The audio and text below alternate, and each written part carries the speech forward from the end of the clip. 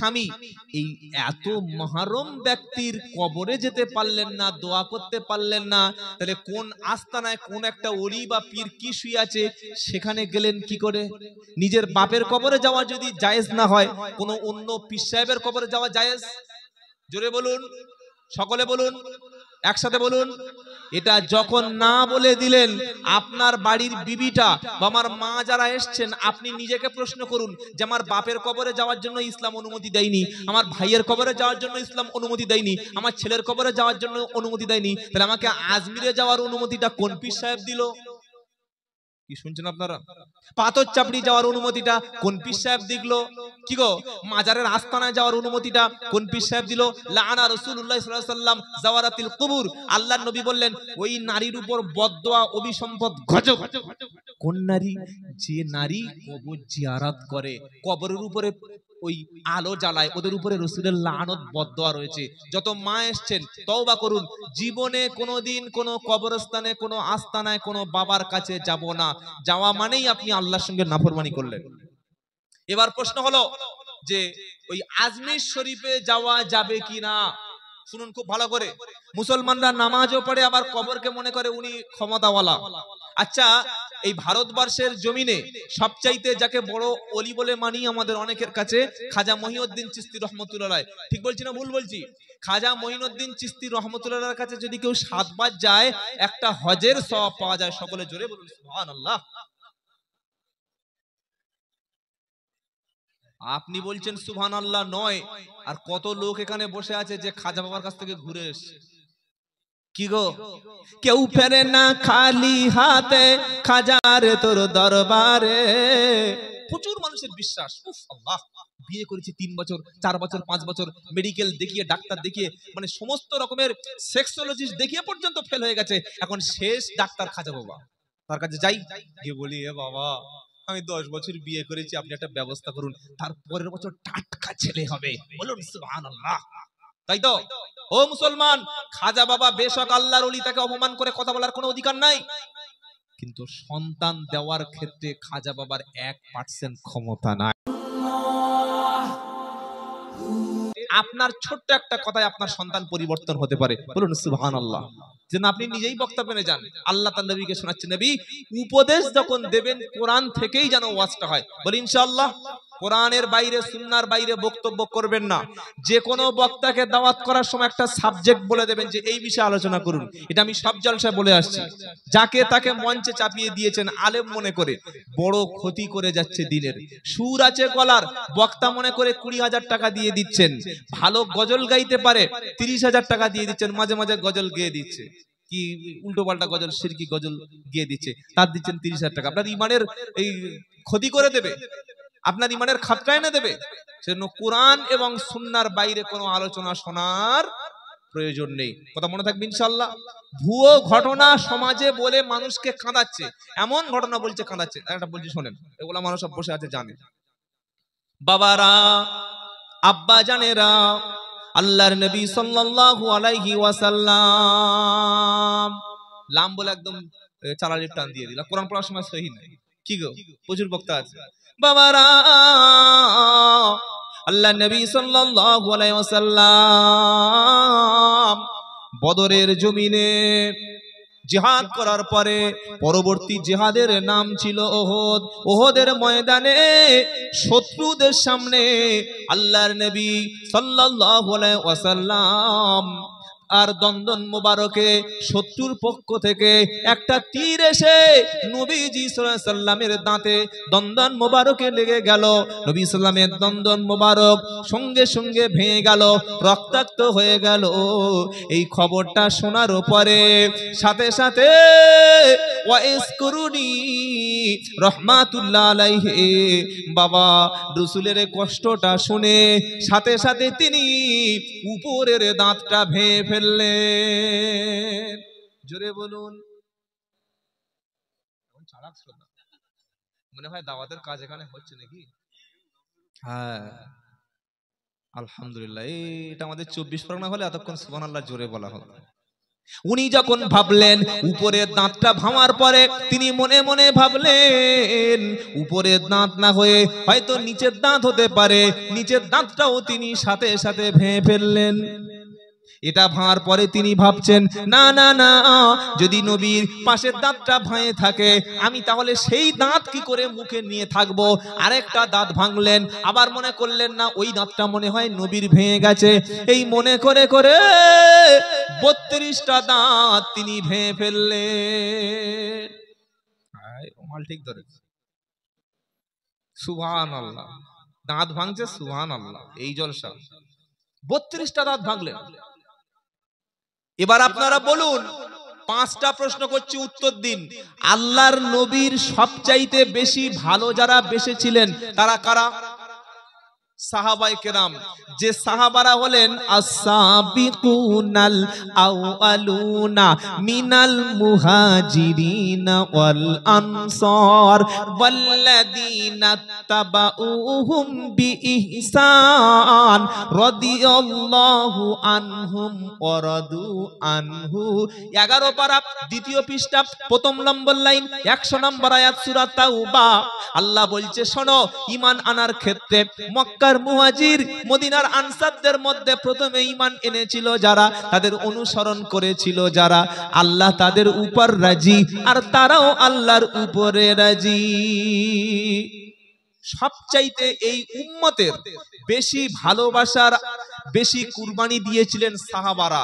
এই ঘটনাটা যদি সত্যি বলে কেউ মনে করে ওয়াইস কারনি রহমতুল্লাহ আলাইহি সব দাঁত ভেঙে ফেলেছিলেন, তার মানে বোঝা গেল যে আল্লাহর নবীকে যারা দেখেছিলেন যুদ্ধের ময়দানে দাঁত ভাঙছে, নবীর রক্ত পড়ছে, তারা ভাঙতে পারেনি, ওয়াইস কারনি ভেঙেছিলেন একজন ব্যক্তি। তার মানে সাহাবাদের চাইতে তিনি বেশি রসুলকে ভালোবেসেছিলেন। অত ভালোবাসা বাসতে পারেনি, রসুলকে তারা অত ভালোবাসতেন না। কেউ যদি মনে করে যে সাহাবারা রসুলকে বেশি ভালোবাসতে পারেনি, তার পরের যুগের একজন ব্যক্তি রসুলকে ভালোবেসেছিলেন, তার ইমানে খাতরা আসবে না? আসবে না।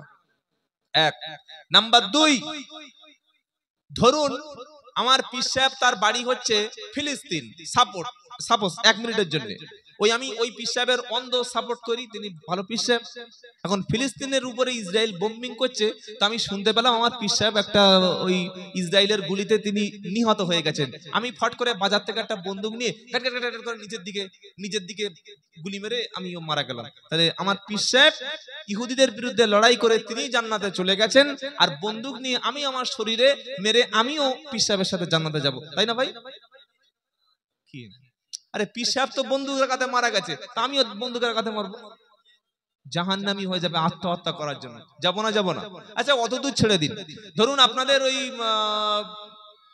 মেদিনীপুরে, পশ্চিম মেদিনীপুর, পূর্ব মেদিনীপুরে একটা পীর সাহেব আছে। ওই পীর সাহেবের তিনি বক্তব্য করছিলেন, করতে করতে একজন ওই অমুসলিম বা একজন মুনাফিক এরকম বড় একটা পাথর ছুঁড়ে সত্য সহ্য করতে না পেরে পীর সাহেবের দাঁতে মারলো, দাঁতটা ভেঙে পড়ে গেল।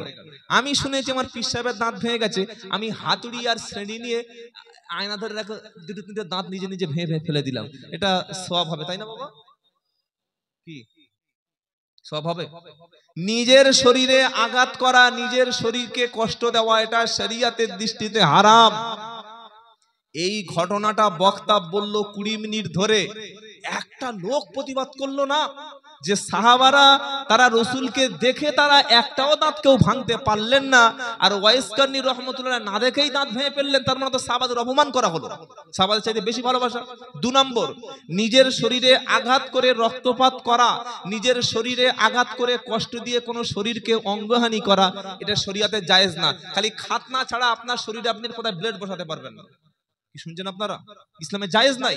সুতরাং ওয়াইস কারনি রহমতুল্লাহ তিনি নিঃসন্দেহে একজন আল্লাহওয়ালা ছিলেন, তার বিরুদ্ধে মিথ্যা তোহমত দিয়েছে এই ভণ্ড মূর্খ বক্তারা। কুরআন সুন্নাহ না পড়াশোনা করে, না তাহাকিক করে, শুনেছে আর মেরে দিয়েছে। কি শুনছেন আপনারা? শুনেছে আর ওয়াইস কারনি হতে বলে চালিয়ে দিয়েছে। সুতরাং এই ঘটনাটা 100-র মধ্যে 100% মিথ্যা এবং ওয়াইস কারনিকে আরো বেশি অপমান করা। আল্লাহ ভণ্ড মূর্খদের হাত থেকে আমাদের হেফাজত করুক, সকলে জোরে বলুন আমিন। আজ থেকে সিদ্ধান্ত করুন, যখন কোনো ব্যক্তিকে উপদেশ দেবেন কোরআন দ্বারা, বলি ইনশাআল্লাহ ওয়াজ হবে কোরআন দ্বারা। কি দ্বারা? কোরআন দ্বারা। কেন? ইয়া আইয়ুহান নাসু কদ জাআতুকুম মাউইজাতুম মির রাব্বিকুম ওয়া শিফাউল লিমা ফিস সুদুর ওয়া হুদাও ওয়া রাহমাতুল লিল মুমিনিন। 11 পারা 14 পৃষ্ঠা 6 নম্বর লাইন 57 নম্বর আয়াত, সূরার নাম ইউনুস। আমার আল্লাহ বলছে ইয়া আইয়ুহান নাস, ও মানুষেরা, কদ জাআতকুম মাউইজাতুম মির রাব্বিকুম, তোমার রবের পক্ষ থেকে, তোমাদের আল্লাহর পক্ষ থেকে তোমাদের কাছে একটা উপদেশ এসেছে। ওই উপদেশটার নাম হলো কোরআন। কোরআন হলো বিশ্ববাসীর জন্য উপদেশ। জোরে বলি সুবহানাল্লাহ। শুধু উপদেশ না, শুধু ওয়াজের কিতাব কোরআন না, ওয়া হুদা, এটা হলো হেদায়াত, ওয়া রাহমা, এটা হলো দয়া, ওয়া রাহমাতুল লিল মুমিনিন, মুমিনদের জন্য কোরআন ওয়াজের কিতাব, নসিহতের কিতাব, মুমিনদের জন্য সত্য পথ প্রদর্শক, আর মুমিনদের জন্য কোরআন হলো রহমত। আজকের জলসাগুলিতে বক্তব্য পরিবর্তনের দরকার আছে। সারা জীবন একই বক্তব্য চালিয়ে আসছে, কোনো পরিবর্তন নাই। এজন্য তো শিক্ষিত মানুষ জলসা বসতে চায় না, কোনো সমাধান আমরা দিতে পারছি না। খালি ওই জিনিস চালিয়ে যাচ্ছে, ওয়াইস কারণী, কোথায় পীর সাহেবের বোতল ফাটার ঘটনা, এই বলে বলে বলে বলে 2 ঘন্টা টাইম পাস। কেন কোরআনের একটা আয়াত পড়া যায় না? একটা নবীর হাদিস, একটা হাদিস বলে ব্যাখ্যা করে তো মানে 2 ঘন্টা সময় মানুষ বুঝতেই পারবে না যে নবী এত বড় কথা বলেছে। এগুলো কি বলা যায় না? যায়। মানুষকে শিক্ষার কথা বলা যায়। কোরআন হলো জিকির, কোরআন হলো উপদেশ। 2 নম্বর কোরআন বললাম উপদেশ। যখন ওয়াজ শুনবেন, যখন নসিহত শুনবেন, বক্তাকে আগে থেকে স্টেজে আসার আগে বলে দেবেন যে কোরআন এবং সুন্নাহর বাইরে কোনো বক্তব্য করবেন না। ইনশাআল্লাহ দেখবেন তখন 80% বক্তা হয়তো ফিরেই চলে যাবে। আমরা তো যাকে তাকে মঞ্চে চাপিয়ে দিই আর কোনো বিষয় বলে দিই না। আল্লাহ হেদায়েত করুক সকলের জন্য, আল্লাহুম্মা আমিন। 3 নম্বর বলেছি কোরআন মানে নামাজ, জিকির মানে কি? নামাজ। জিকিরের আরেকটা অর্থ হলো নামাজ। বললে আপনি দলিল কোথা থেকে পেলেন? ওলামাদের জিজ্ঞাসা করুন। ইয়া আইয়ুহাল্লাযীনা আমানু ইযা নুদিয়া লিস-সালাতি মি ইয়াউমিল জুমআতি ফাসআউ ইলা যিকরিল্লাহ।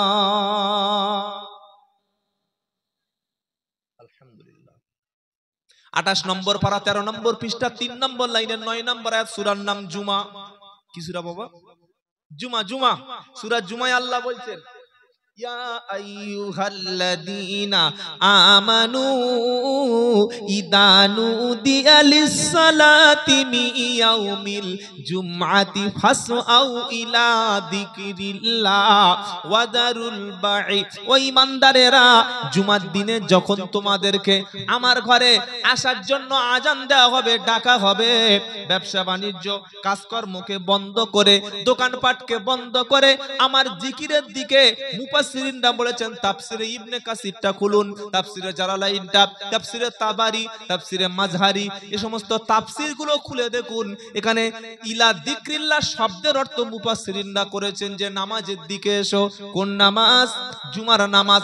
আজান যখন হয়ে গেল, একজন মুসলমানের প্রথম কাজ হবে ব্যবসা বাণিজ্য কাজকর্ম সবকিছু ত্যাগ করে দিয়ে নামাজের দিকে আসা।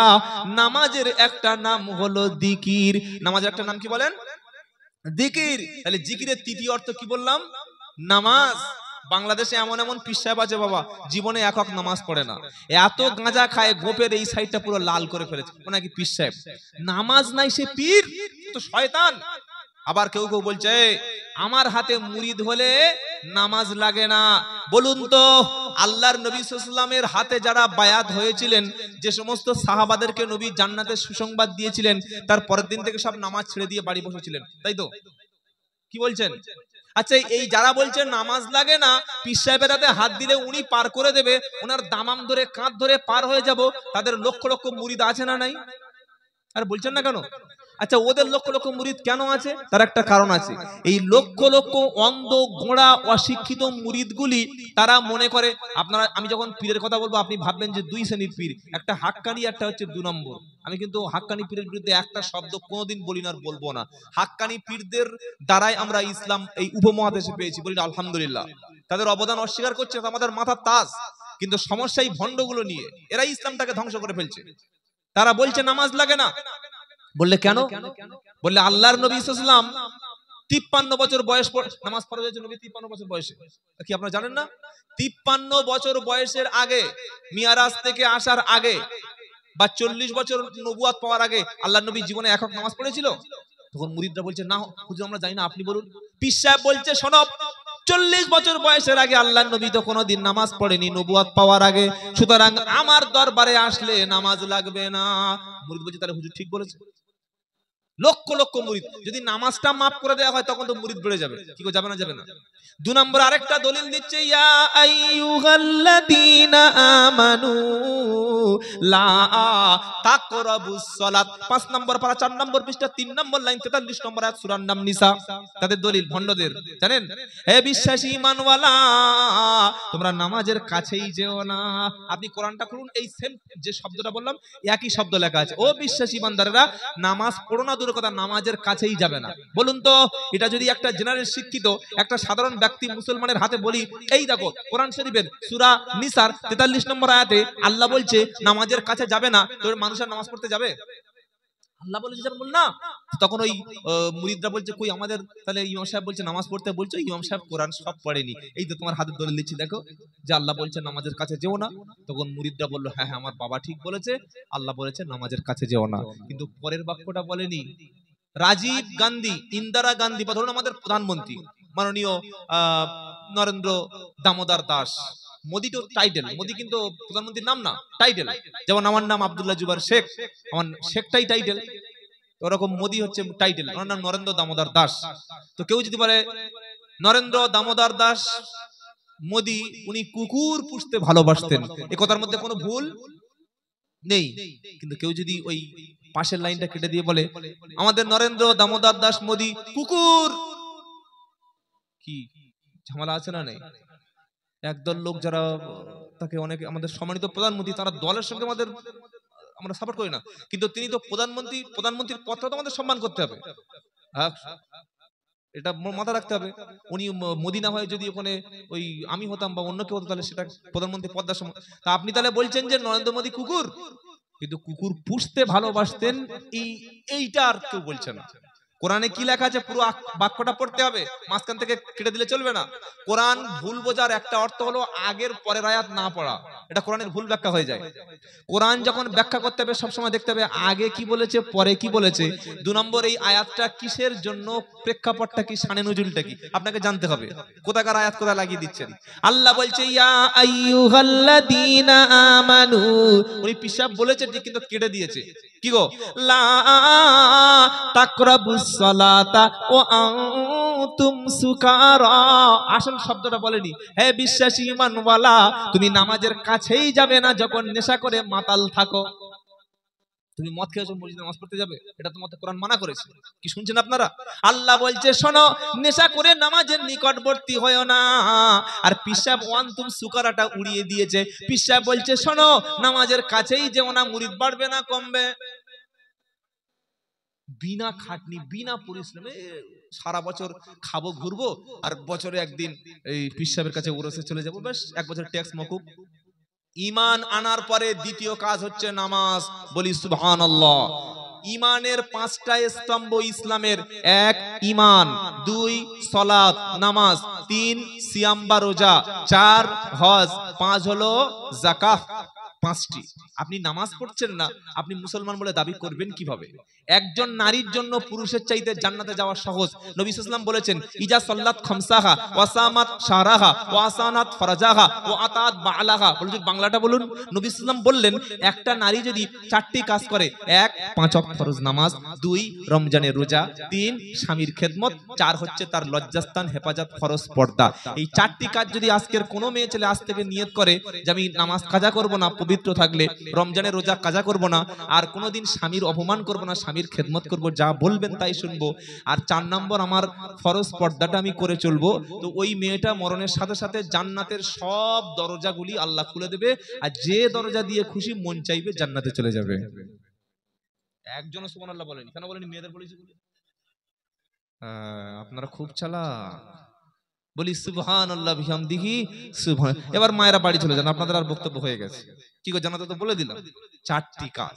তাহলে আপনি চিন্তা করুন, নামাজ ছাড়া একজন মুসলমান থাকে না। মান তারাকা সালাতা মুতাআম্মিদান ফাকাদ কাফারা। কেউ যদি ইচ্ছা করে নামাজ তরক করে সে কুফরি করলো। আচ্ছা আপনারা জানেন যে শয়তান খালি একটা সেজদা দিতে অস্বীকার করেছিল, কি গো?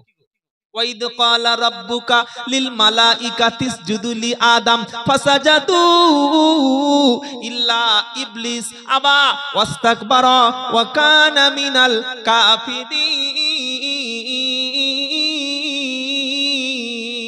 আমি ফেরেশতাদের বললাম সেজদা দাও। সেজদা মানে মাথা নিচু করা আল্লাহর সামনে। আল্লাহ ছাড়া কারোর কাছে সেজদা দেওয়া কি বাবা? জোরে বলেন না, হারাম। কবর দেখলে বাবা কিন্তু বেঈমান হয়ে গেল। এই কপালটা, এই নাকটা, এই সুন্দর চেহারাটা কে বানিয়েছে? জোরে বলেন আল্লাহ। আল্লাহর সামনে, আল্লাহ ছাড়া পৃথিবীর কোন ব্যক্তির সামনে, ধরুন মনে করুন 1 মিনিটের জন্য আল্লাহ নবী সাল্লাল্লাহু আলাইহি ওয়াসাল্লাম এই ধরছি কেশপুরে এসে গেলেন, ধরুন 1 মিনিটের জন্য এসে গেলেন। তো আপনারা রসুলের ভক্তিতে সকলে মিলে রসুলের সামনে এরকম মাথা নিচু করে আর একটু মাথা ঠুকে দিলেন বা পায়ের উপরে ইয়া রাসূলুল্লাহ বলে মাথা নিচু করলেন। এটা ঈমান যাবে না থাকবে? যাবে। লা তাসজুদু লিশ-শামসি ওয়ালা লিল-কমার ওয়াসজুদু লিল্লাহিল্লাযী খলাকাহুন্না ইন কুনতুম ইয়াহু তা'বুদুন। আল্লাহ বলছে আকাশের যে চাঁদ, আকাশের সূর্য, এগুলো তোমরা সিজদা করো না। কি গো শুনছেন আপনারা? সিজদা করো তাকে, এগুলো যিনি বানিয়েছেন তিনি কে? আল্লাহ। এই কেশপুরে এমনও মাজার আছে পুরুষরা ছাড়া মহিলারা মাজারে ভিড় বেশি করে এবং মনে করে যিনি মাজারে আছেন তার কাছে সিজদা করলে তিনি মনে হয় আল্লাহর কাছে আমাকে পৌঁছে দেবেন। মনে রাখবেন। আচ্ছা একটা প্রশ্ন করি, তারপরে আপনারা উত্তরটা দেবেন, তারপরে মাসলাটা বলছি। আপনার এলাকায় মানুষ মারা যায় বাবা? মারা যায়। স্বামী মারা যায়? যায়। এই ছেলে মারা যায়? ভাই মারা যায়? যায়। পুরুষ মানে 4 শ্রেণীর মধ্যে, হয় ভাই, নয় স্বামী, নয় ছেলে, আর নয় বাপ। এই 4-এর বাইরে তো কেউ নাই। পুরুষ আমরা, আমি কারো বাপ, আমি কারো স্বামী, আমি কারোর ওই ভাই, আর কারোর ছেলে। কি গো আপনারাও তাই? বলুন তো, একটা মেয়ে তার বয়স হলো 65 বছর, তার ছেলেকে পাগলের মতো ভালোবাসে। ছেলেটার বয়স ওই 28 বা 40। এখন এই ছেলেটা মারা গেছে, মাটা শুনে সঙ্গে সঙ্গে অজ্ঞান হয়ে গেছে, হুঁশ হারিয়ে ফেলেছে। 3-4 ঘন্টা পরে আবার যখন জ্ঞান ফিরলো, সবাই মাথায় পানি দিল, বললো বাবা চুপ কর, তুই বুড়ো হয়ে গেছিস, ছেলেটা মারা গেছে। সকলে একটু ভালো বললো। এবার ছেলেটাকে গোসল দেওয়া হলো, কাফনের জন্য কবরের দিকে নিয়ে যাওয়া হচ্ছে। মা তখন কাঁদবে না? কাঁদবে না? মা কাঁদবে, কেঁদে কবরস্থানে যাবে, মাটি দেবে, জানাজা পড়বে, কবরের কাছে গিয়ে দোয়া করবে হাত তুলে। করে তো বাবা? করে না? করে না? আচ্ছা ধরুন স্বামী মারা গেছে, ছেড়ে দিলাম ছেলে। স্বামী যার সঙ্গে তার শারীরিক সম্পর্ক, অর্ধাঙ্গিনী, যিনি যার কাছে স্বামী স্ত্রী কোনো লজ্জা নাই, একই সঙ্গে থাকা, একই সঙ্গে খাওয়া, 60 বছর সংসার করেছে। স্বামী মারা গেছে 60 বছর বয়সে, আর বিবির বয়স তখন 57 বছর 6 মাস, 57.5 বছর। তখন এই বিবিটা স্বামীর খাটিয়াটা কাঁধে করে নিয়ে কবরস্থানে গিয়ে কবরের লাশ শুইয়ে দিয়ে বুকে 2 মুঠো মাটি দেওয়ার আগে স্বামীর জানাজা পড়ে কবরের পাশে হাত তুলে কাঁদে, তাই তো? আর সকলে বলছেন না কেন? না, ভাই মারা গেছে, ভাইয়ের বাড়ি কোথায়? ভাইয়ের বাড়ি হলো মেছেদা। চলে গেছে ছুটে, আমার ভাই মারা গেছে, আমি যাবো। যেতে পারো, অসুবিধা নেই। ভাইয়ের জানাজাটা পড়লো, ভাইকে মাটি দিল, আর কবরস্থানের পাশে গিয়ে হাত তুললো। এটা করেন? করেন না? করেন না? করেন না। ঠিক আছে, ভাই ছেড়ে দিলাম, স্বামী ছেড়ে দিলাম, ছেলে ছেড়ে দিলাম, সবচাইতে বড় আত্মীয় বা নিজের রিলেটেড ফাদার, নিজের বাবা, যারা বাবা হয় তাদের মতো নিকট আত্মীয় কেউ নাই। বলুন তো, বাপ মারা গেলে মেয়েরা গিয়ে বাপের গোসল দেওয়া, খাটিয়া ধরা, কাফন পরানো, কবরস্থানে যাওয়া, মাটি দেওয়া, হাত তুলে দোয়া করা, করে না? করে না? করে না। স্বামীর ক্ষেত্রে যেতে পারলেন না, ভাইয়ের ক্ষেত্রে যেতে পারলেন না, সবচাইতে নিজের মুহররম, নন মুহররম, মুহররম যারা, মানে যাদের মুখ দেখলে, যাদের সঙ্গে কথা বললে পাপ নাই, সেটা ভাই, নিজের ছেলে, নিজের বাপ, নিজের স্বামী। এই এত মুহররম ব্যক্তির কবরে যেতে পারলেন না, দোয়া করতে পারলেন না, তাহলে কোন আস্তানায় কোন একটা ওলি বা পীর কি শুয়ে আছে সেখানে গেলেন কি করে? নিজের বাপের কবরে যাওয়া যদি জায়েজ না হয়, কোন অন্য পীর সাহেবের কবরে যাওয়া জায়েজ? জোরে বলুন, সকলে বলুন, একসাথে বলুন। এটা যখন না বলে দিলেন, আপনার বাড়ির বিবিটা বা আমার মা যারা এসছেন, আপনি নিজেকে প্রশ্ন করুন যে আমার বাপের কবরে যাওয়ার জন্য ইসলাম অনুমতি দেয়নি, আমার ভাইয়ের কবরে যাওয়ার জন্য ইসলাম অনুমতি দেয়নি, আমার ছেলের কবরে যাওয়ার জন্য অনুমতি দেয়নি, তাহলে আমাকে আজমিরে যাওয়ার অনুমতিটা কোন পীর সাহেব দিল? কি শুনছেন আপনারা? পাথর চাপড়ি যাওয়ার অনুমতিটা কোন পীর সাহেব দিলো? কি গো, মাজারের আস্তানায় যাওয়ার অনুমতিটা কোন পীর সাহেব দিল? লাআনা রাসূলুল্লাহ সাল্লাল্লাহু আলাইহি ওয়াসাল্লাম যাওয়ারাতিল কুবুর। আল্লাহর নবী বললেন ওই নারীর উপর বদদোয়া অভিসম্পদ গজব। কোন নারী? যে নারী কবর জিয়ারত করে, কবরের উপরে ওই আলো জ্বালায়, ওদের উপরে রাসূলের লানত বদদোয়া রয়েছে। যত মা এসেছেন তওবা করুন, জীবনে কোনোদিন কোনো কবরস্থানে কোনো আস্তানায় কোনো বাবার কাছে যাব না। যাওয়া মানেই আপনি আল্লাহর সঙ্গে নাফরমানি করলেন। এবার প্রশ্ন হলো যে ওই আজমির শরীফে যাওয়া যাবে কিনা? শুনুন খুব ভালো করে। মুসলমানরা নামাজও পড়ে আবার কবরকে মনে করে উনি ক্ষমতাওয়ালা। আচ্ছা, এই ভারতবর্ষের জমিনে সবচাইতে যাকে বড় ওলি বলে মানি আমাদের অনেকের কাছে, খাজা মহিউদ্দিন চিশতি রহমতুল্লাহ। ঠিক বলছি না ভুল বলছি? খাজা মঈনুদ্দিন চিশতি রহমতুল্লাহর কাছে যদি কেউ 7 বার যায় একটা হজের সওয়াব পাওয়া যায়। সকলে জোরে বলুন সুবহানাল্লাহ। আপনি বলছেন সুবহানাল্লাহ নয়, আর কত লোক এখানে বসে আছে যে খাজা বাবার কাছ থেকে ঘুরে এসেছে। কি গো, কেউ ফেরে না খালি হাতে খাজারে তোর দরবারে। প্রচুর মানুষের বিশ্বাস, উফ আল্লাহ, বিয়ে করেছি 3 বছর 4 বছর 5 বছর, মেডিকেল দেখিয়ে ডাক্তার দেখিয়ে মানে সমস্ত রকমের সেক্সোলজিস্ট দেখিয়ে পর্যন্ত ফেল হয়ে গেছে, এখন শেষ ডাক্তার খাজা বাবা। তার কাছে যাই, গিয়ে বলি এ বাবা আমি 10 বছর বিয়ে করেছি, আপনি একটা ব্যবস্থা করুন, তার পরের বছর টাটকা ছেলে হবে। বলুন সুবহানাল্লাহ।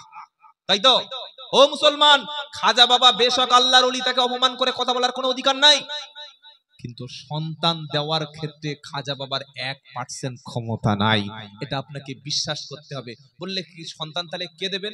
পারা নাম্বার 25 পৃষ্ঠা নাম্বার 13 লাইন নাম্বার এই 7 পৃষ্ঠা 13 নম্বর লাইন 49 50 নম্বর আয়াত, সূরার নাম সূরা। আল্লাহকে জিজ্ঞাসা করি যে আল্লাহ সত্যি কি খাজা বাবা ছেলে দিতে পারে না? সত্যি কি তিনি আমার মাজা স্ত্রীর কোনো ব্যবস্থা করতে পারে না? কোরআন শোনো, তোমার ঈমান পাল্টে যাবে।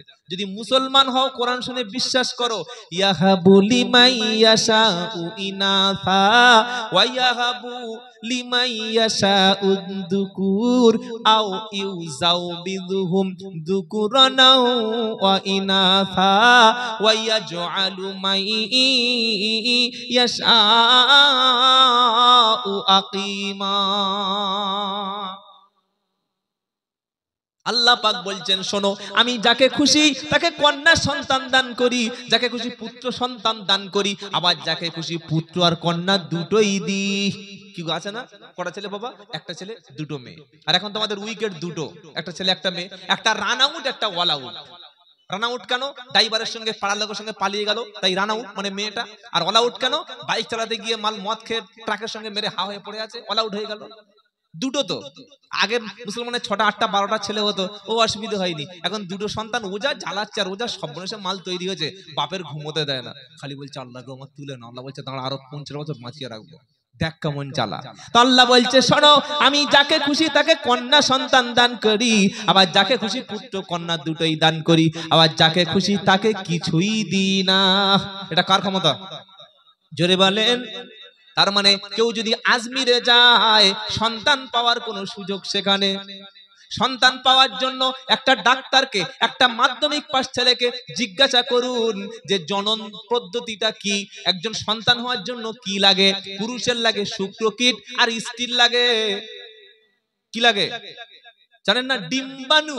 একটা হচ্ছে স্পার্ম, একটা হচ্ছে ওভাম, দুটোর সংমিশ্রণে। কোরআন শুনুন আপনি ছেলে মেয়ে কিভাবে তৈরি হয়, আজমিরে যাওয়ার আগে নিজে পড়ে নেবেন। পারা নম্বর 18 পৃষ্ঠা নম্বর 1 লাইন নম্বর 12, ওয়ালাকাদ খালাকনাল ইনসানা মিন সুলালাতিন মিন তিন সুম্মা জাআলনাহু নুতফাতান ফি ক্বারারিন মাকিন সুম্মা খালাকনান নুতফাতা আলাকা ফাখালাকনাল আলাকাতা মুদগা ফাকাসাউনাল ইযামা লাহমা সুম্মা আনশাআনাহু খালকান আখার ফাতাবারাকাল্লাহু আহসানুল খালিকিন। বলুন সুবহানাল্লাহ।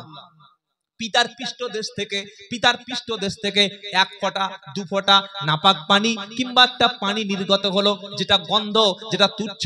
বিজ্ঞান বলেছে একটা পুরুষের শরীর থেকে যখন শুক্রকীট স্পার্ম আউট হয়, শুক্রকীট নির্গত হয়, তখন 8 থেকে 10 কোটি একটা শুক্রকীট পরিমাণ বার হয়। বলি সুবহানাল্লাহ।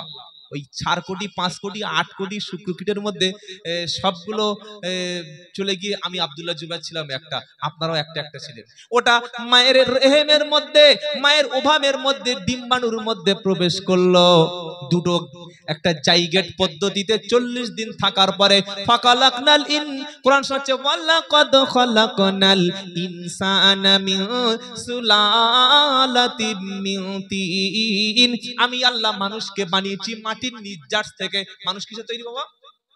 মাটির মধ্যে রয়েছে ফসফরাস, মাটিতে রয়েছে আপনার ওই জিঙ্ক, মাটিতে রয়েছে আয়রন, মাটিতে রয়েছে মানুষের শরীরে যা যা উপাদান মাটিতে তাই রয়েছে। আল্লাহ বলছে আমি শুক্রকীট প্রথমে পুরুষের শরীর থেকে নির্গত হলাম। আমরা সবাই জানি পুরুষের শরীর থেকে বীর্যপাত হয়, নারীর রেহেমের মধ্যে নির্দিষ্ট পরিমাণে একটা থাকে রক্ত, মানে ওই নুতফা, তারপরে ওটা থেকে আলাক জোঁকের মতো ঝুলে থাকা একটা অংশ, তারপরে ওতে তৈরি হলো আস্তে আস্তে মাংসপিণ্ড, তারপরে তৈরি হলো চোখ, কান, হৃৎপিণ্ড, 120 দিন বয়সে রুহু হলো। এভাবে ওই 9 মাস 10 দিন 280 দিন বয়সে আমি আব্দুল্লাহ জুবায়ের হয়েছি, আর আপনারা প্রত্যেকে হয়েছেন। কি এটা ঠিক না ভুল? এটা আমরা চোখের সামনে দেখেছি আর বিজ্ঞান। এবার আপনি বলুন তো, খাজা মঈনুদ্দিন চিশতির দরবারে গিয়ে কি 1 ফোঁটা করে বীর্য ফেলে দেয়? তো ছেলেটা হবে কোত্থেকে?